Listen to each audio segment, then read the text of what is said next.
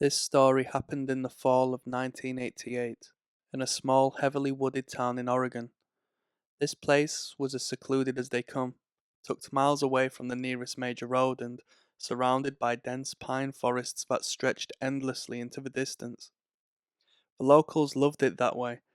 To them, the woods weren't mysterious or menacing, they were home. One family in town, the Ross family, owned a small cabin at the edge of one of these forests. The family consisted of Jim and Ann Ross and their young daughter Emma, who had just turned 9. They would spend weekends there, loving the peace and quiet the place offered. That October, however, their trips to the cabin would take a sinister turn. The strange events began on a Sunday afternoon as they were preparing to drive back to the city.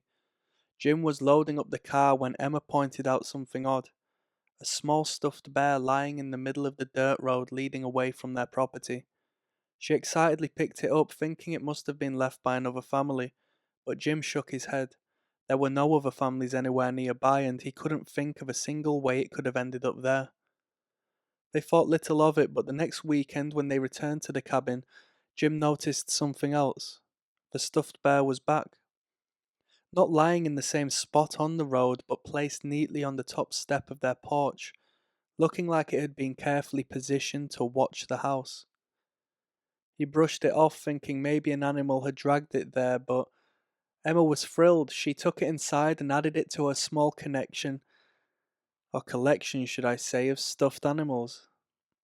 They spent the weekend peacefully and headed back to town on Sunday just as always. A week later, they came back to the cabin and found the bear again, but this time it was positioned on the windowsill of Emma's room. Jim was unnerved, and Anne's skin prickled with unease.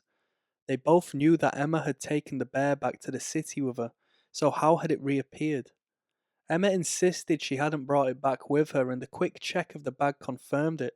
Her stuffed bear was still at home. The couple started to feel that something strange was happening. They checked the cabin for signs of a break-in, but nothing had been disturbed. The windows were latched, the doors were locked. The bear was simply there, sitting on the windowsill, staring out toward the woods. That night, Jim had trouble sleeping. Every time he closed his eyes, he imagined that bear on the windowsill. He got up to get a drink and saw something that made him freeze in his tracks. Someone was standing just beyond the tree line, barely visible in the dark, watching the cabin. Jim's heart thundered. He watched, waiting for the figure to move, to show itself more clearly, but it remained still, half hidden by the shadows. Jim backed away slowly, careful not to make a sound, and returned to his room. He didn't mention what he'd seen to Anne. The next morning, he and Anne went out to examine the spot where he'd seen the figure, but they found no trace of footprints, nothing that indicated someone had been there. He was starting to question if he'd even seen anything at all. Maybe it was just shadows cast by the moonlight through the branches. But that night, something happened that erased all doubts. Just past midnight, Jim awoke to a faint tapping sound. He listened, frozen, as the tapping continued, soft but rhythmic, like someone drumming their fingers against the surface. The sound was coming from the wall, just behind his daughter's room. He got up as quietly as he could and crept to her doorway, but before he could even reach it, the tapping stopped.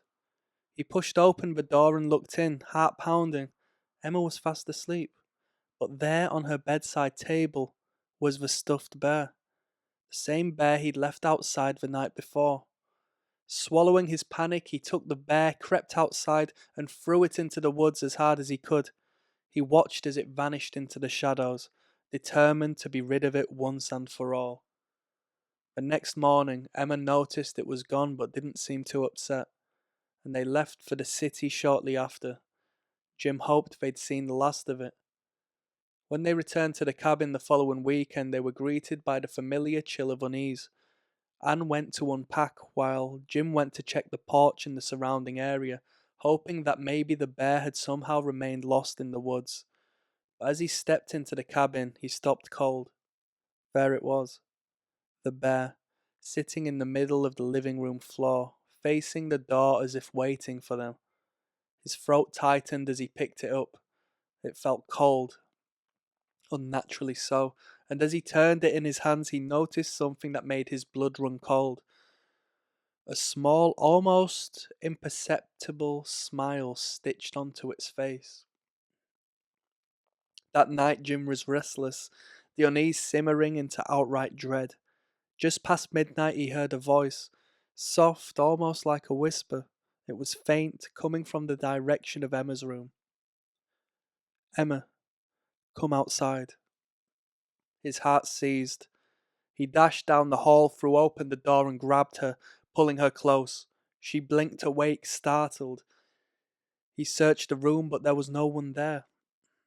They left immediately, driving all the way back to the city without stopping.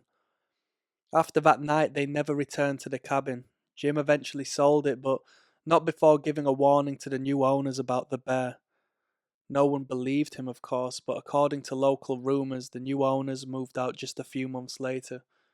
And to this day, the cabin sits empty, the windows dark, the doors locked, but every now and then, hunters passing through the area claim to see something strange. A small, child-sized stuffed bear propped up in the cabin's window, staring out into the endless woods, as if waiting for someone to come back.